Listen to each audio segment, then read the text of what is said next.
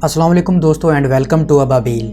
मैं हूं बिलाल और एक इंतहाई दिलचस्प वीडियो के साथ हाजिर हूं। दोस्तों, आपने बहुत सी जंगों के बारे में सुना होगा या उनकी हिस्ट्री पढ़ी होगी।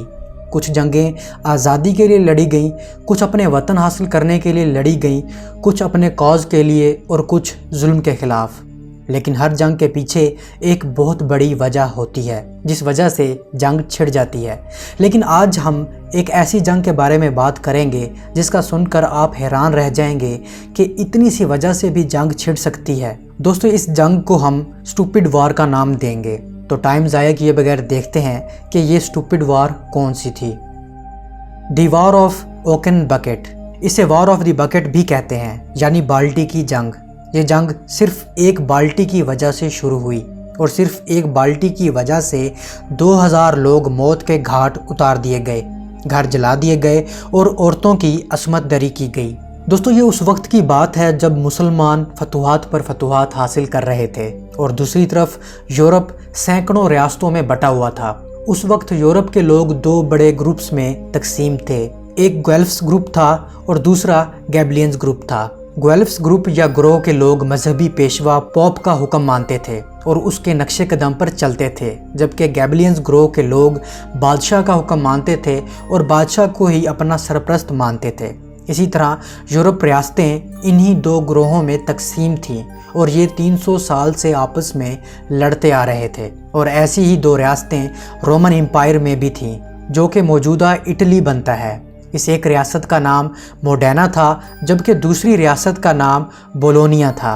बोलोनिया रियासत बादशाह का हुक्म मानती थी, यानी ये गैबलियंस थे, और मैडोना रियासत मजहबी पेशवा पोप का हुक्म मानते थे, यानी ये ग्रोह गुएल्फ्स कहलाता था। और ये दोनों ग्रोह पहले ही एक दूसरे से बहुत अदावत रखते थे और एक दूसरे से झड़पें वगैरह करते रहते थे।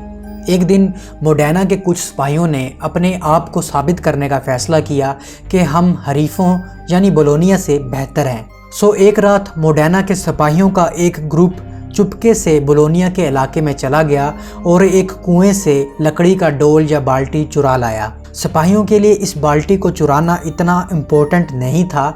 उनके लिए ये इम्पोर्टेंट था कि वो दुश्मन के इलाके में गए और वापस भी आ गए, और इसी चीज़ को साबित करने के लिए वो बाल्टी को ट्रॉफी के तौर पर ले आए और अपने निशानात भी वहाँ छोड़ आए। अगले दिन जब बोलोनिया के लोगों ने कुएं से डोल को लापता पाया और कुएं के आसपास मैडोना के सिपाहियों के निशानात देखे, तो ये उनके लिए इज्जत और गैरत का मसला बन गया कि किस तरह मैडोना के सिपाही उनके इलाके में घुसकर डोल चुराकर वापस भी चले गए। सो बोलोनिया ने मैडोना से अपनी बाल्टी वापस मांगी, लेकिन मैडोना ने बाल्टी वापस देने से इनकार कर दिया।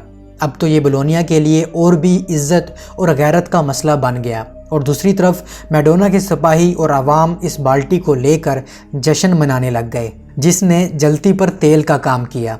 अपनी बाल्टी वापस लेने के लिए बोलोनिया ने 32,000 सोल्जर्स की फ़ौज तैयार की और मैडोना पर चढ़ाई का फ़ैसला किया। और दूसरी तरफ इस 32,000 फ़ौज का मुकाबला करने के लिए 7,000 मैडोनीज़ ट्रूप्स तैयार थे। दोस्तों, ये जंग इतनी ज़्यादा लंबी नहीं थी, लेकिन इस जंग में 2000 के करीब कैजुअलिटीज़ हुई, जिनमें 1500 के करीब बोलोनिया के सिपाही मारे गए और 500 के करीब मैडोना के। इस जंग में बोलोनिया के 32,000 की फ़ौज बहुत जल्द टूट गई। तादाद में कमी के बावजूद मैडोना ने बोलोनिया को वापस जाने पर मजबूर कर दिया और बोलोनिया अपनी एक बाल्टी तो वापस क्या लेता, बल्कि मैडोना के सिपाहियों ने उनकी और भी बहुत सी बाल्टियां चुरा लीं। रिपोर्ट्स के मुताबिक जब मैडोना की फ़ौज ने बोलोनिया की फ़ौज को वापस धकेलने पर मजबूर किया और जब बोलोनिया की फ़ौज वापस पहुंच गई, तो मैडोना के सिपाहियों ने शहर की सरहद के नज़दीक तमाम कुओं से बाल्टियां चुरा लीं। दोस्तों, 700 साल गुजर जाने के बावजूद भी चुराई गई वो पहली बाल्टी आज भी मैडोना के गैरलेंडिना टावर में लटकी हुई है। तो दोस्तों, ये थी उस मुहज़्ज़ब यूरोप की कहानी जिसे लिबरल्स अपना आइडियल मानते हैं। सिर्फ एक बाल्टी के पीछे 2000 लोग मौत के घाट उतार दिए गए और कई घर जला दिए गए और इज्जतें लूटी गईं।